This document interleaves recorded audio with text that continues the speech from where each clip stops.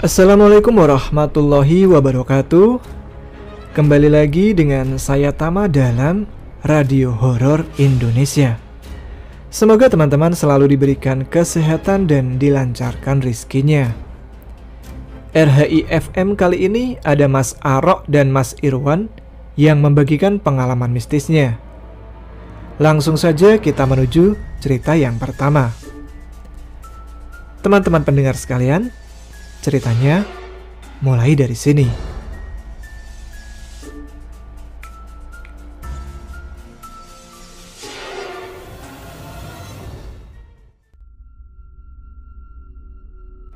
Perkenalkan, nama saya Arok. Pengalaman ini terjadi pada tahun 2012. Pada waktu itu saya merantau ke sebuah kota penghasil timah. Saya merantau seorang diri tanpa ada teman. Saya memang lebih suka kemana-mana sendiri, lebih bebas. Singkat cerita, saya bekerja di sebuah tambang timah ilegal. Perlu diketahui, di sana lebih banyak tambang ilegal dibandingkan yang legal. Dan setiap tambang ilegal pasti tempatnya di tempat yang terpencil atau di tengah hutan yang minimal berjarak 5-8 km dari perkampungan. Nah, di sana saya mempunyai sahabat. Dia juga seorang perantau dan juga sendiri. Sebut saja namanya Johan. Dia dari Pulau Jawa.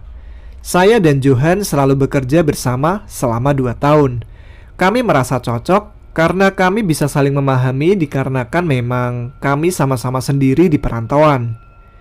Dan suatu ketika, bos saya dan Johan mengalami kebangkrutan. Saya dan Johan harus mencari bos lain. Kami masih tetap bersama waktu itu mencari bos baru. Singkat cerita, kami kerja selama 3 bulan. Bos kami yang baru pun terkena razia. Disinilah awal mula saya dan Johan berpisah.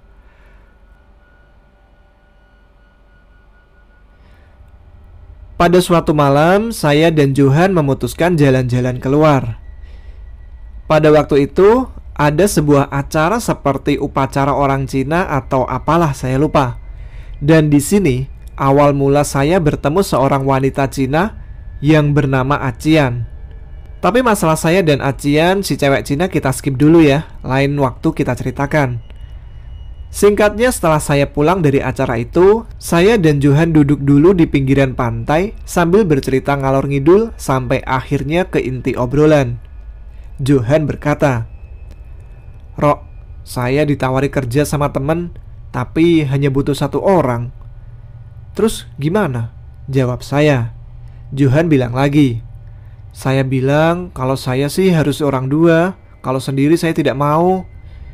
"Terus dia jawab apa, Han?" kata saya sambil menghidupkan rokok. Johan lalu menjawab, "Tidak bisa, Rok, karena hanya butuh 1 orang," sambil menghisap rokok Niki Super kesukaannya. Lalu saya menjawab, "Gak apa-apa, Han, kamu terima aja. Kamu kan lagi butuh biaya buat adikmu yang mau sunatan." Memang waktu itu adik Johan minta disunatkan. Lalu saya jawab lagi, "Saya juga sudah ada yang menawari pekerjaan. Kebetulan juga butuh 1 orang." Singkat cerita, saya dan Johan akhirnya berpisah karena beda tempat bekerja. Kali ini tempat kami bekerja cukup jauh jaraknya. Bila ditempuh naik motor, bisa memakan waktu 2 jam. Waktu terus berlalu, kurang lebih sudah 3 bulan saya dan Johan berpisah. Dan waktu itu, belum banyak HP seperti sekarang. Adapun HP percuma, karena sudah pasti tidak ada sinyal. Karena penambang ilegal, pasti lokasi tambangnya di tengah hutan dan tak ada sinyal. Singkat cerita, uang hasil saya bekerja saya kumpulin dan akhirnya cukup untuk membeli alat tambang sendiri. Jadi saya berinisiatif ingin membuka tambang sendiri. Karena membuka tambang ilegal tak perlu repot izin, pikir saya. Singkat cerita, saya telah membuka tambang sendiri dan mengajak salah satu teman saya yang kebetulan orang perantau yang juga dari Jawa Barat. Waktu itu saya benar-benar kehilangan komunikasi dengan Johan dan tidak tahu dia sekarang ada di mana. Hari berganti, minggu dan minggu pun berganti bulan. Alhamdulillah tambang yang saya rintis membuahkan hasil dan hasilnya sangat lumayan. Ketika setiap saya mendapatkan hasil yang lumayan, saya selalu teringat dengan Johan. Suatu malam, saya bermimpi bertemu Johan di suatu tempat yang entah di mana tempatnya. Saya pun sangat senang. Tapi ketika saya mau mengajak ngobrol Johan, dia lalu bilang, "Ngobrol-ngobrolnya nanti saja, Rok. Nanti saya nyusul kamu di kerjaanmu. Sekarang saya harus pergi dulu ya." Seminggu setelah mimpi itu, teman saya yang kerja sama saya pun bilang bahwa dia mau pulang karena kakaknya mau nikah. Nah terus mau kesini lagi kapan, Mam? Belum tahu, Mas. Kapan kesini lagi? Mas Aro, cari teman saja lagi ya. Jangan nunggu saya, karena saya belum pasti kapan kesininya lagi, Mas. Jawab Imam teman saya. Singkat cerita, 2 hari setelah Imam pulang ke Jawa Barat, persediaan makanan pun habis dan saya harus keluar membeli bahan makanan. Keluar sendiri nih, batin saya. Tapi gak apa-apalah, sekalian ngapel ke tempat acian. Oh iya, di sini saya membeli bahan pokok selalu seminggu sekali, karena lokasi tambang dan kampung lumayan jauh. Singkat cerita, saya pun keluar. Setelah main ke rumah sang pujaan hati, saya pun lanjut belanja dan baru selesai waktu itu pukul 9:30 malam. Ketika saya berjalan pulang, di suatu tempat yang gelap, saya melihat seseorang. Lalu, saya memutuskan berhenti tepat di sampingnya. Dan tak disangka, itu adalah Johan. "Loh, Han, kenapa kamu di sini?" tanya saya. "Saya nyari tempat kamu kerja, Rok," jawab Johan. "Kamu sendiri, Han?" tanya saya lagi. "Enggak, tadi ada yang nganterin, Rok. Sekarang udah pulang yang nganterin saya. Saya mau ikut kerja kamu, Rok," kata Johan. Saya merasa senang waktu itu. "Ya udah, Han, kebetulan 2 hari yang lalu temen aku pulang kampung, Han. Ayo ikut aku." Dan tanpa banyak bicara lagi, Johan pun langsung ikut naik ke kendaraanku. Di perjalanan menuju lokasi tambang, saya terus bertanya dan bercerita, tapi Johan cuma menjawab dengan seperlunya saja. Saya pun cuma berpikir bahwa mungkin dia kecapean. Dan entah kenapa, perjalanan yang biasanya memakan waktu setengah jam dari desa ke tempat tambang dan medan yang saya lalui sangat sulit, hanya memakan waktu 10 menit saja. Dan saya pun tidak merasa melewati jalan yang rusak parah dan akar-akar pohon. Tapi saya berpikir positif saja. Mungkin karena saya sangat senang bertemu sahabat saya sampai tidak merasakan jalan yang begitu rusak parah. Singkat cerita, kami pun sampai di tempat lokasi tambang. Saya langsung memasak air untuk membuat kopi untuk menemani ngobrol kami malam itu. Karena rencananya besok saya tidak bekerja. Saya pikir biar Johan besok bisa istirahat dulu. Dan malam ini kami bergadang sambil bercerita. Singkat cerita, air pun sudah matang. Saya membuat kopi dan saya baru sadar saya tidak punya teh. Karena Johan tidak ngopi, tapi dia sukanya teh. Di saat saya bingung, spontan Johan bilang, "Kenapa, Rok? Nggak punya teh ya?" "Iya nih, Han. Kamu tahu sendiri, saya sukanya kopi. Nggak nyangka juga bakal ketemu kamu, Han," jawab saya. Lalu dia mengeluarkan kantung plastik berwarna hitam dan dia bilang, "Ini, Rok, saya bawa teh kok." Saya pun langsung mengambilnya. Dan entah kenapa, teh yang dikasih ke saya baunya sangat harum. Belum pernah saya mencium teh melati seharum itu. Tapi saya pun mengabaikannya. Lalu kami duduk sambil ngopi dan bercerita. Panjang lebar saya bercerita, tapi dia hanya menjawab dengan singkat. Singkat cerita, kami pun tertidur. Esok harinya saya tidak berniat bekerja karena saya pikir biar Johan beristirahat dulu. Makanya saya bangunnya santai dan agak siang. Pagi itu mendung sangat gelap, suasananya seperti sore hari. Dan Johan pun mendatangiku yang sedang malas-malasan. Lalu dia bilang, "Ayo, Rok, kerja." "Besok aja, Han, lagian mendung, gelap," jawab saya. Udah nggak apa-apa, nggak bakalan hujan, cuman mendung aja kok, jawab Johan. Apa kamu nggak capek, Han? Udah, istirahat dulu aja, jawab saya sambil bangun dari tempat tidur saya. Enggak, Rok, saya harus kerja. Yang di rumah lagi butuh uang, jawab Johan lagi. Ya udahlah, kalau kamu benar mau bekerja, ayo, saya ganti baju dulu ya, jawab saya sambil berjalan untuk ganti baju. Ya udah, saya duluan, jawab Johan. Ketika kami bekerja, saya sempat heran. Mendung hari ini tidak seperti biasanya. Mendungnya sangat gelap, tapi tidak hujan setetes pun. Singkat cerita, tak terasa sore pun datang. Dan tak disangka, penghasilan hari itu sangat luar biasa, 4 kali lipat dari hasil biasanya. Wah, Han, pendapatan kita hari ini luar biasa, kata saya dengan sangat senang. Disyukuri aja, Rok, Tuhan memberi rezeki lebih hari ini, jawab Johan. Iya, Han, alhamdulillah, jawab saya singkat. Singkat cerita, ini merupakan malam kedua saya bersama Johan. Saya pun memasak dan Johan duduk di tempat tidurnya, hanya diam saja. Selesai memasak, saya pun mengajak Johan makan.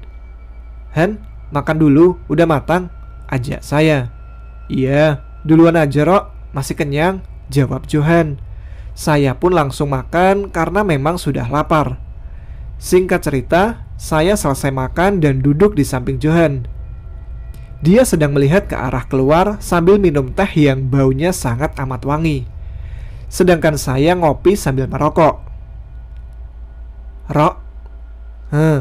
Jawab saya sambil ngidupin rokok. Surga itu seperti apa ya, Rok? Sontak saya pun batuk karena tersedot asap rokok yang saya hisap, karena terkejut akan pertanyaan Johan. Apaan? Jawab saya memastikan pertanyaannya. Surga itu seperti apa? Tanya Johan lagi. Lah mana saya tahu, Han, mati aja belum ditanyain surga. Kalau saya mati, saya pengen masuk surga, katanya sambil minum teh yang harumnya itu sangat semerbak. Semua orang juga kalau mati maunya masuk surga, Han. Setelah itu dia pun pamit mau keluar. Rok, saya mau buang air dulu ya. Iya, jawab saya singkat. Tapi setelah saya menunggu sampai habis kopi dan rokok 4 batang, Johan pun belum juga balik ke gubuk tempat kami tidur. Saya coba mencarinya dan memanggilnya, tapi nggak ada sautan. Berhubung di tengah hutan gelap, saya pun balik lagi ke gubuk. Gila anak itu, batu apa ya yang dikeluarin? Sampai lama banget buang airnya. Dan tanpa sadar, saya pun sudah tertidur dan sudah pagi lagi. Pagi itu sama seperti kemarin, cuaca mendung dan gelap. Mendung lagi, batin saya. Tapi Johan sudah ada di lokasi tambang dan saya pun segera ganti baju lalu menyusulnya. Singkat cerita, sore pun tiba dan pendapatan kami sama seperti kemarin yang lumayan banyak. Malam pun tiba dan seperti biasa saya pun memasak dan Johan duduk sambil menikmati tehnya. Setelah semua matang, saya pun lalu mengajak dia makan. Jawabannya sama seperti kemarin. Dia menyuruh saya makan duluan. Setelah makan, kami pun sempat ngobrol sebentar. Rok, iya. Kasihan di sana, Rok. Banyak orang menderita. Di sana mana, Han? Di sana, sambil menunjuk ke arah atas. Ngomong apa sih, Han? Jawab saya yang menganggap omongannya ngelantur. Johan menarik nafas. Gimana ya, Rok, rasanya dipocongin? Kata dia lagi. Lembohan, kalau mau coba ya mati dulu lah, jawab saya. Dia pun lagi-lagi pamit ke saya untuk buang air seperti kemarin. Saya menunggu dia, tapi sampai saya tertidur, dia tak juga datang. Hari-hari selanjutnya sama seperti hari-hari sebelumnya. Pendapatan sangat lumayan, tapi cuaca mendung gelap dari pagi sampai sore. Dan Johan pun selalu berpamitan buang air setiap malam. Setiap malam dia selalu ngobrol tentang hal-hal yang aneh. Di malam ke-6-nya, ada sesuatu hal yang berbeda. Selepas maghrib, Angin begitu kencang, sampai gubuk yang kami tempati hampir rubuh. Saya pun takut. Sekitar 20 menit, angin berhenti mendadak. Dan entah dari mana, ada suara anjing yang begitu banyak. Padahal kami sedang di tengah hutan. Dan selama saya di situ, gak pernah ada anjing satupun. Saya pun duduk dengan Johan. Lagi-lagi Johan berkata, "Rok, kenapa Han? Kalau misal saya sudah meninggal, kamu bakal ingat saya gak, Rok?" "Kamu ngomong apa sih, Han?" "Saya cuma bertanya aja, Rok. Kamu bakal ingat gak?" "Ya pasti ingat, Han. Kita kan dari awal sama-sama, Han. Gak mungkin kalau saya gak ingat." "Rok, sekarang kamu jual hasil tambang kita ya. Sekalian beli perlengkapan makan. Udah mau habis tuh," kata Johan. "Besok aja, Han. Biasanya saya keluar belanja 1 minggu sekali, Han. Itu juga masih ada kok," jawab saya. "Tapi saya pengen makan ikan emas, Rok. Tolong ya, Rok," kata dia memohon. "Ya udah, ayo kita keluar sambil kamu bisa makan ikan emas sepuasnya." "Enggak, Rok, saya enggak ikutan. Lagian kamu juga harus bawa hasil tambang yang lumayan banyak kan? Nanti susah bawanya," kata Johan. Saya pun berpikir, benar juga sih katanya. Ya sudah, saya siap-siap dulu ya, Han. Singkat cerita, saya pun sudah mau berangkat keluar menjual hasil tambang dan belanja. Sebelum saya mau berangkat, saya dipanggil Johan. "Rok, kenapa, Han? Mau pesan apa lagi? Tolong nanti hasil kerja saya langsung kamu kirimin semua ke orang tua saya ya," kata Johan. "Semuanya, Han?" "Iya, Rok, karena mau dipakai keperluan." "Oh, siap, Han." "Rok, saya senang bisa bersahabat dengan kamu," katanya tiba-tiba. "Lah, ngomong apa kamu sih, Han? Kita tuh sudah kayak saudara, bukan lagi sahabat," jawab saya. "Iya, Rok, kita tetap saudara ya, sampai salah satu di antara kita meninggal." "Sip, Han," jawab saya yang gak mikir aneh-aneh. "Nanti kalau kamu sudah pulang ke sini, saya gak ada di gubuk, gak usah nyariin saya ya, Rok," kata Johan. Lalu saya menjawab, "Halah, males nyariin kamu, Han. Palingan kamu buang air lagi, dan pasti lama deh," jawab saya karena sudah jadi kebiasaan Johan kalau malam selalu begitu. "Tapi kali ini saya nggak balik lagi, Rok." Sekilas saya melihat ada air mata di sudut mata Johan, tapi saya tidak menghiraukan. Udah, saya berangkat. Keburu kemalaman nanti tutup warung makannya. Kamu kan pesen ikan mas," kata saya sambil mengeluarkan motor dan mulai menghidupkan motor saya. "Rok, saya pamit ya," kata Johan. "Iya," jawab saya. Gila, mau buang air aja sempat pamit. Batin saya yang mengira dia mau pamit buang air seperti biasanya. Singkat cerita, saya pun berangkat dan sampailah saya di kampung. Saya belanja dan gak lupa juga membeli pesanannya Johan, santan ikan emas. Setelah sudah lengkap semua, saya langsung menuju rumah Acian, wanita Cina yang waktu itu sudah jadi pacar saya. Sampai saya lupa untuk mengirim uang ke orang tuanya Johan. Dan tidak disangka, hujan pun turun dengan sangat derasnya. Saya lalu menunggu hujan, tapi tak juga reda. Saya pun terpaksa menginap di rumah Acian karena hujan sampai besok pagi belum juga reda. Esok paginya saya langsung mengirim uang ke orang tuanya Johan. Setiap mengirim uang, saya selalu mengirim ke tetangganya Johan. Karena orang tua Johan tak mempunyai rekening, saya lalu menelpon tetangganya Johan. "Halo Bu Siti?" "Iya," jawab dari Bu Siti. "Masih ingat saya, Bu?" "Masih lah, nomornya masih Ibu simpen ini. Arok kan, temennya Johan?" "Iya Bu. Ada apa nak, Arok?" "Ini Bu, saya baru saja transfer uang untuk ibunya Johan. Johan bilang katanya suruh ngirim semua hasil kerjanya selama 6 hari ini." "Nak Arok ngomong apa? Ibu gak ngerti." "Gini Bu, Johan kan sudah 6 hari ini kerja sama saya. Dan dia bilang hasil kerjanya selama 6 hari ini suruh ngirim semua karena ada perlu katanya." Nak Arok serius? Serius bu, kalau nggak percaya dicek aja. Saya sudah transfer 8 juta. Gini aja Nak Arok. Nak Arok ngomong langsung sama ibunya Johan ya, kata Bu Siti. Oh iya bu. Selang beberapa menit. Halo? Halo bu, gimana kabarnya? Jawab saya sambil bertanya. Alhamdulillah, baik Nak Arok. Iya, ini bu, Johan kan sudah 6 hari kerja sama saya.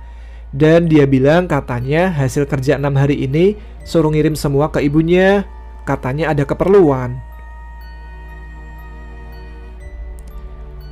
Hampir 3 menit tidak ada jawaban dari ibu Johan. Cuman terdengar sayup-sayup isak tangisan. Halo? Halo? Bu? Kata saya memastikan bahwa telepon masih tersambung. Iya nak. Jawabnya terbata-bata sambil sedikit menahan tangis. Ibu kenapa? Ibu sakit ya? Tanya saya. Enggak Nak Arok, ibu masih belum percaya. Belum percaya apa bu? Gini Nak Arok, ibu mau cerita sedikit, tapi Nak Arok harus janji harus kuat ya. Cerita apa sih bu, kok harus kuat? Gini Nak Arok, sebenarnya Johan sudah meninggal. Dan nanti malam, pas malam ke-7 harinya. Sambil menahan tangisnya. Ibu ini jangan keterlaluan bercandanya bu. Jelas-jelas Johan selama 6 hari ini kerja sama saya. Dan itu buktinya, hasil kerjanya saya kirimin bu. Nak Arok, orang tua tak akan mungkin bercanda soal anaknya, apalagi sampai bercanda meninggal. Jadi 6 hari yang lalu Johan meninggal karena tertimbun tanah tambang. Dan sampai sekarang belum ditemukan jasadnya. Seketika itu saya tidak bisa bicara apa-apa lagi. Terasa tak bertulang lidah ini. Terasa kaku dan air mata keluar dengan sendirinya. Hati terasa hancur tak percaya. Selama 6 hari ini saya bekerja dengan Johan. Sampai detik ini saya selalu membeli ikan mas santan di waktu hari meninggalnya Johan. Maaf teman-teman jika kali ini ceritanya tak seseram yang lainnya. Tapi untuk selanjutnya saya akan menceritakan pengalaman saya yang serem abis. Anggap saja cerita ini sebagai tanda perkenalan ya.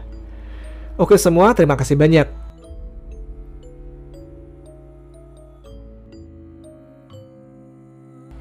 Gimana teman-teman cerita yang pertama? Sukses membuat kalian merinding? Kita lanjut ke cerita berikutnya.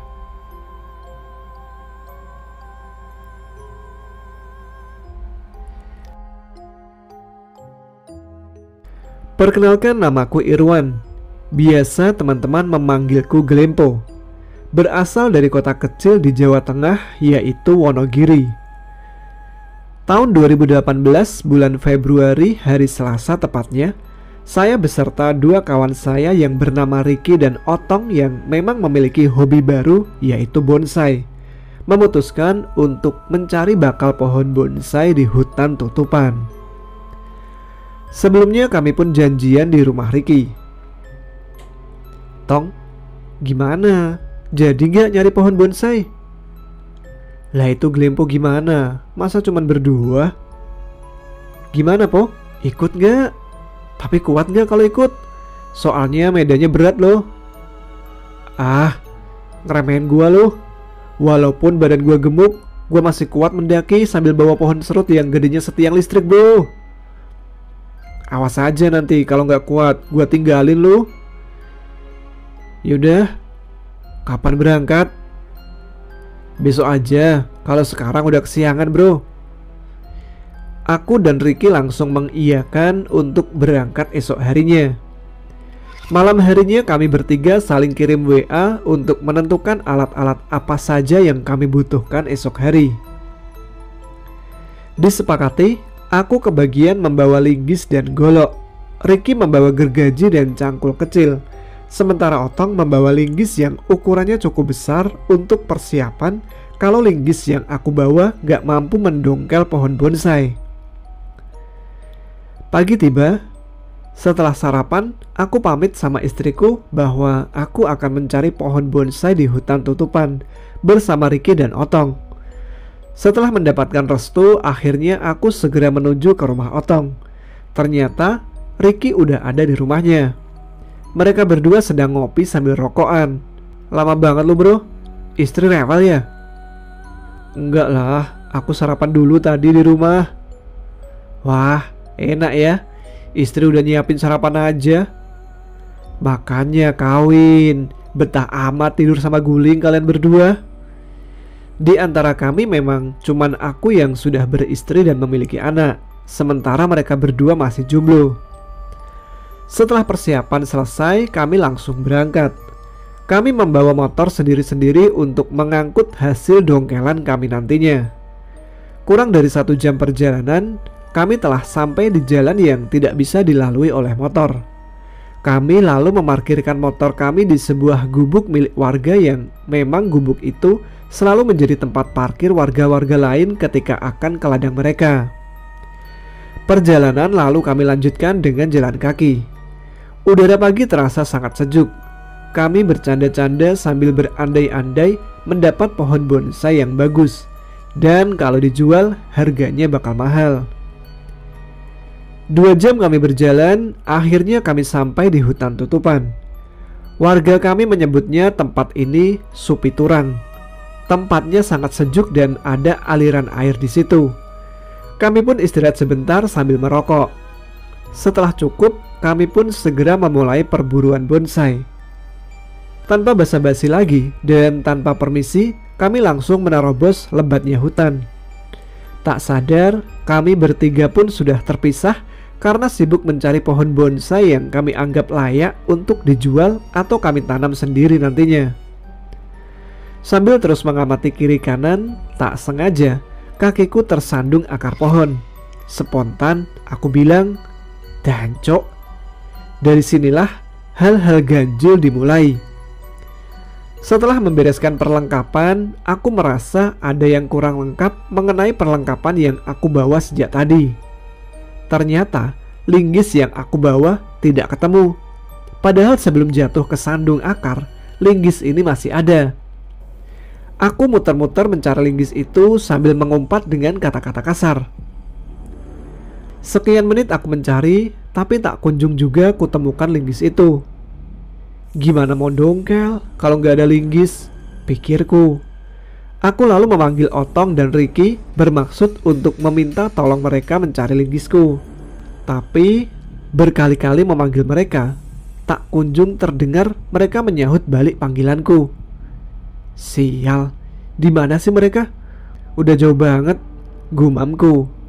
Akhirnya aku memutuskan untuk terus maju, berharap dapat segera bertemu Ricky dan Otong. Aku udah nyerah mencari linggis, sambil tetap mengamati pohon-pohon yang mungkin itu pohon yang aku cari. Dari sini aku mulai merasa aneh. Kata Otong dan Ricky, hutan tutupan itu tempatnya pohon serut. Banyak banget katanya pohon serut yang menjadi incaran para pebonsai. Tapi dari awal masuk hutan, tak satu pun aku melihat pohon serut. Yang ada cuman pohon mahoni, jati, dan pohon-pohon lain yang sama sekali nggak masuk kategori bonsai. Lalu aku istirahat sejenak sambil mengambil sebatang rokok kretek. Bekal aku cuman rokok dan kopi yang aku taruh di termos kecil. Tak sedikit pun aku membawa makanan. Baru enak-enak merokok, aku dikagetkan dengan seorang kakek-kakek yang melintas di hadapanku. Spontan, aku langsung menyapa kakek itu. "Cari kayu, Mbah," dengan bahasa Jawa yang halus. Tapi kakek itu diam saja sambil terus berjalan dengan kayu bakar dipikulnya. Ah, mungkin capek mbahnya, makanya nggak jawab, pikirku. Aku pun lanjut merokok dan ngopi lagi. Perkiraan waktu itu mungkin udah jam 11 siang. Sial, udah jam segini belum juga aku menemukan pohon bonsai. Di sini aku terus saja berkata-kata kotor. Setelah lumayan lama aku istirahat, aku lanjut mencari bonsai. Semak-semak aku babat pakai golok yang aku bawa, tapi tak juga kutemukan pohon yang aku maksud. Apa mungkin mereka membohongiku ya? Pikirku. Tapi gak mungkin mereka bohong, karena dari cerita teman-temanku yang lain, Memang kalau di sini tempatnya pohon serut. Aku pun terus berjalan. Tiba-tiba aku melihat kakek yang tadi lagi, agak jauh dari tempatku. Tanpa basa-basi, aku langsung menuju ke arah kakek itu. Tapi nggak sampai-sampai. Lumayan jauh aku berjalan ke arah kakek itu. Tak sadar, aku sudah berada di tepi jurang dan kakek itu sudah tidak ada. Sial, apa iya siang-siang gini ada demit? Pikirku. Sekarang di hadapanku adalah jurang yang sangat terjal dan tak mungkin aku menuruninya. Aku segera berbalik arah. Pikiranku mungkin sudah jam 2 siang. Karena lumayan lama dari aku istirahat tadi. Dan memang aku gak bawa HP atau jam tangan. Di sini aku memutuskan untuk kembali ke tempat yang tadi sebelumnya kami berpisah, yaitu Supiturang. Jalan terus aku menuju ke tempat itu, tapi kok gak nyampe-nyampe ke tempat yang aku maksud. Ricky dan Otong entah berada di mana. Aku sudah tak tahu lagi. Aku mulai khawatir karena hari sudah semakin gelap. Sial, apa aku disesatkan oleh penunggu hutan tutupan ini ya? Seketika itu aku langsung merinding, membayangkan tidak ketemu jalan pulang dan harus bermalam di hutan. Hari semakin gelap, mungkin sudah masuk waktu maghrib. Perut mulai lapar, kopi yang aku bawa sudah habis. Tinggal rokok yang masih ada di tas kecil yang aku bawa. Aku pun istirahat di bawah pohon besar sambil merokok. Karena perut lapar dan haus, rokok pun sudah tidak enak lagi rasanya. Sial, gimana ini? Pikirku. Hari sudah benar-benar gelap. Mungkin sudah masuk waktu isya. Aku berinisiatif membuat perapian. Kukumpulkan ranting-ranting kering. Setelah api menyala, aku dikagetkan dengan suara orang memanggil namaku. Tapi suara itu terdengar sangat pelan. Wan, Irwan. Seperti suara seorang lelaki tua. Mataku melihat sekeliling, tapi tak kutemukan sumber suara itu. Aku agak takut. Jangan-jangan demit yang manggil-manggil aku. Belum juga rasa takutku hilang, aku dikejutkan lagi dengan sosok putih yang melayang persis di hadapanku. Di sini aku semakin takut dan aku lalu membaca ayat-ayat Allah yang aku bisa. Lalu aku lanjut dengan sholawat. Perlahan agak mulai tenang perasaanku. Perkiraan sudah jam 9 malam. Apa boleh buat, ternyata aku disuruh nginep di hutan ini. Aku lalu menyiapkan alas dari daun-daunan untuk aku tidur nanti. Tapi baru saja aku rebahan, aku mendengar seperti ada benda besar jatuh dari atas. Suaranya sangat keras sekali. Aku terperanjat, kaget bukan main. Wah, udah parah ini. Apa gara-gara aku sering berkata kotor ya? Sehingga membuat penunggu di sini menjadi marah. Dalam hati, aku meminta maaf. Aku menangis dan menyesal atas perbuatanku yang sudah gak sopan. Ampun mbah, ampuni saya mbah, ucapku. Lalu aku mencoba tidur, tapi tetap tidak bisa. Karena pengaruh haus dan lapar, jadi sulit sekali untuk tidur. Dan entah sampai jam berapa, akhirnya aku pun tertidur. Singkatnya tak terasa sudah pagi. Aku pun langsung bangun dan mencari air karena haus yang sudah tak tertahankan. Akhirnya aku menemukan sebuah kubangan kecil yang airnya lumayan jernih dan langsung aku meminum air itu.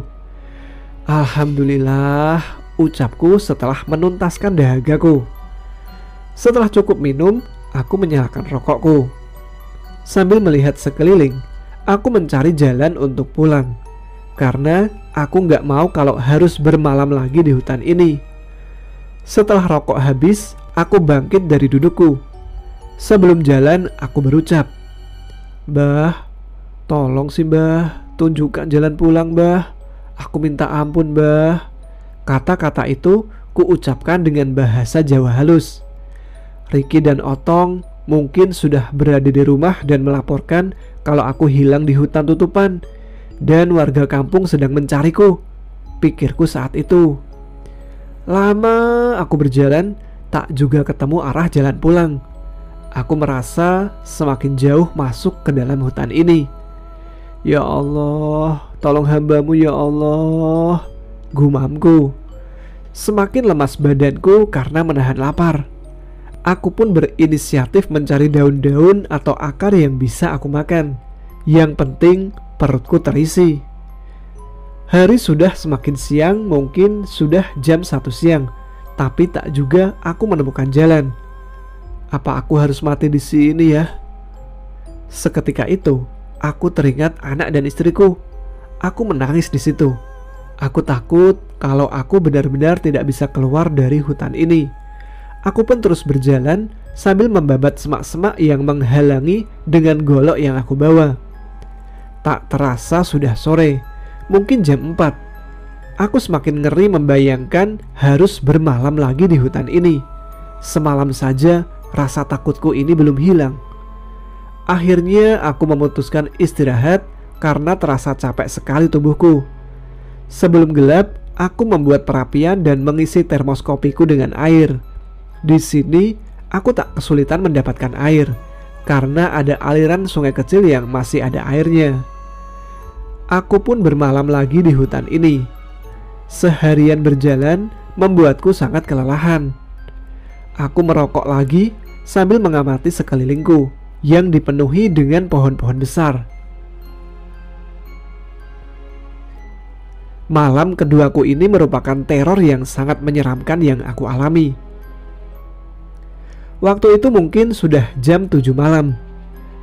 Ketika aku sedang minum dari termos kecil, pundakku seperti ada yang menepuk dari belakang.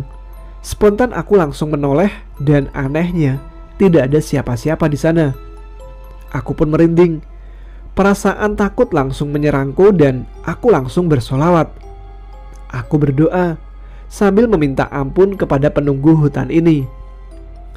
Belum juga hilang rasa takutku, aku melihat ada seorang tentara yang seperti sedang berbaris. Tentara itu memikul senapan di pundaknya. Ku amati tentara itu. Yang membuat aku merinding, ternyata tentara itu bukan tentara Indonesia, tapi seperti tentara Jepang zaman dulu. Lama tentara itu baris bolak-balik dengan jalan tegap. Aku mencoba untuk memejamkan mata, tapi suara langkah kaki tentara itu masih saja belum terhenti. Aku semakin ngeri. Aku berdoa dan baca-baca ayat-ayat Allah. Setelah cukup agak lama, tentara itu tiba-tiba menghilang, dan aku pun bersyukur. Seakan tak membiarkan aku tenang sekejap, tiba-tiba di atas pohon besar aku melihat kera yang ukurannya sangat tidak wajar. Kera itu besar sekali dengan mata yang merah menyala. Dia melotot ke arahku. Seketika aku langsung minta ampun dengan bahasa Jawa. Ampun mbah, ampun. Ampuni kesalahanku mbah. Karena saking takutnya, aku memohon ampun dengan menyempatkan kata mbah. Konon katanya penunggu hutan ini adalah seorang kakek-kakek. Aku langsung teringat dengan seorang kakek yang aku temui di hari pertama aku masuk hutan.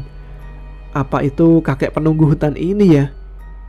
Aku masih memejamkan mata, tak berani membuka mataku. Takut kalau kera besar dengan mata merah itu masih ada di atas pohon. Lama aku memejamkan mata. Merasa sudah aman, aku memberanikan diri untuk membuka mataku. Dan alhamdulillah, sosok kera besar itu sudah tidak ada lagi. Aku pun kembali menyalakan rokok supaya agak rileks pikiranku. Memang aku membawa rokok 2 bungkus, jadi masih banyak rokok yang aku punya. Kemudian aku rebahan mencoba untuk santai dan tidak panik. Belum juga rokok yang aku hisap habis, aku mendengar suara tertawa perempuan. Pikiranku langsung tertuju pada satu makhluk. Kuntilanak. Dengan menguatkan hatiku sendiri, Aku mencari arah sumber suara. Aku memandangi segala penjuru hutan ini. Tapi anehnya, tak kutemukan makhluk itu. Padahal suara tertawanya cukup dekat dengan tempatku berada saat ini. Aku merasa sudah agak terbiasa dengan hal-hal ganjil ini. Mereka hanya menampakkan diri dan tak pernah sekalipun mencoba menyerangku. Malam semakin larut, gangguan-gangguan terus saja masih ada. Benda jatuh dari atas yang malam pertama itu kini terulang lagi dan aku pun cukup kaget. Tapi aku tidak menghiraukannya lagi. Aku sudah paham mereka tak menggangguku. Suara-suara kembali terdengar. Ada suara tertawa, menangis, memanggil namaku, derap langkah tentara tadi. Tapi semuanya hanya suara dan tak ada penampakan dari mereka. Aku lalu mencoba untuk tidur. Perasaan takutku sudah hilang. Kemudian aku bisa tidur. Perasaan aku baru memejamkan mata yang kira-kira setengah jam. Tapi tiba-tiba sudah pagi. Setelah gangguan itu, perasaan malam begitu cepat berlalu. Aku pun bangkit lalu minum dan lanjut bergegas untuk mencari jalan lagi. Sampai akhirnya aku bertemu dengan seseorang yang sedang mencari kayu bakar. "Pak, Bapak," aku memanggil orang itu. "Tolong, Pak." Bapak-bapak itu bengong melihatku. "Pak, tolong, Pak," kataku lagi. Setelah agak dekat, baru bapak itu menjawabku. Kamu kenapa, Mas? Pagi-pagi sudah berada di hutan," kata bapak itu. Setelah saya menjelaskan apa yang aku alami, akhirnya bapak itu mengerti kenapa aku berada di hutan. "Oh, begitu, Mas. Alhamdulillah, Mas, selamat. Masnya ikut saya dulu ke rumah, nanti tak anterin ke rumah sampean," kata bapak itu. "Alhamdulillah, terima kasih, Pak," ucapku. "Udah, ayo jalan. Masih kuat kan?" ajak si bapak. "Iya, Pak, masih kuat." Kira-kira sejam berjalan, akhirnya aku sampai di rumah bapak tadi. Sebut saja namanya Bapak Slamet. "Masnya istirahat dulu ya. Saya tak nyuruh istri saya menyiapkan makanan. Mas lapar kan?" "Oh, iya, Pak, terima kasih." Singkatnya, setelah selesai makan, aku lalu bercerita dari mana asalku. Biar lebih dimengerti para pembaca, sebut saja nama kampungku awal. Jarak kampung kami lumayan jauh, sekitar 4 jam naik motor. Pak Slamet heran, "Kok bisa ya sampai ke sini?" katanya. "Saya juga gak tahu, Pak," jawabku. Singkat cerita, diantarlah aku ke rumah oleh Pak Slamet. Ternyata di rumah sudah ramai oleh tetanggaku. Mayoritas yang ada hanya ibu-ibu.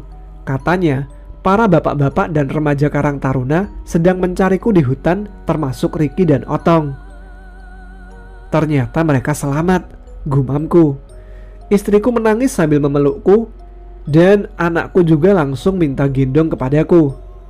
"Alhamdulillah, aku masih selamat." Setelah berpamitan, akhirnya Pak Slamet pulang. Aku berterima kasih kepada Pak Slamet.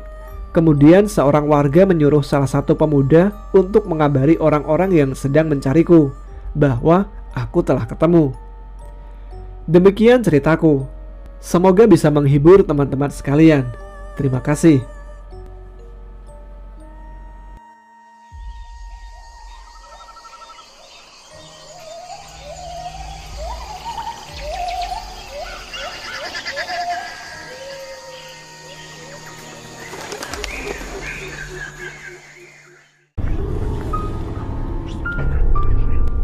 Terima kasih Mas Irwan dan Mas Aro yang telah mengirimkan ceritanya ke RHI FM. Bagi teman-teman yang mempunyai kisah horor, bisa juga dikirimkan ke email kami yang ada di deskripsi. Terima kasih teman-teman semua yang sudah menyimak episode kali ini.